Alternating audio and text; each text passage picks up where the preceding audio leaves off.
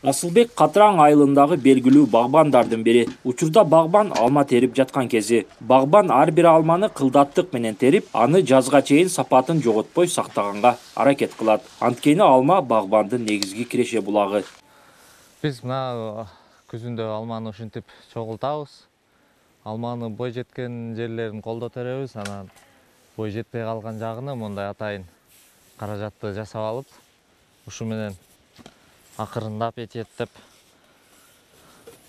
теребиз. Антпесе зака жеп эзилип калса, кышка сактаганга жарабай чирип калат. Бул алма сакталуучу жай. Жергиликтүүлөр бул жайды алмакана деп атап коюшат. Алмакана Катыраң айылында атайын казылган жердин астында болот. Тереңдиги 2 метрден ашык казылган жертөлөөгө жыйналган алманы сорту менен тизип коюшат. 10 тоннага чейин алма батат.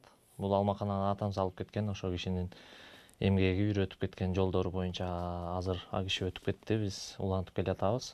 Алманын биздин айылда канча түрлөрү бар болсо, бизде деле ошондой түрлөрү бар.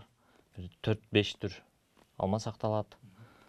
Күзүндө терип, чогултуп баарын ирети менен сорттоп, даярдап сатууга киргизебиз. Анан бул майга чейин сакталат. Катыраң айыл өкмөтүндө суу тартыш болгондуктан эл эгин аянттарга сууну аз талап кылуучу көп жылдык мөмөлүү дарактарды эгишкен. Анын ичинде өрүк, жаңгак жана алма бар. Алманын жалпы аянты 200 гектарды түзөт.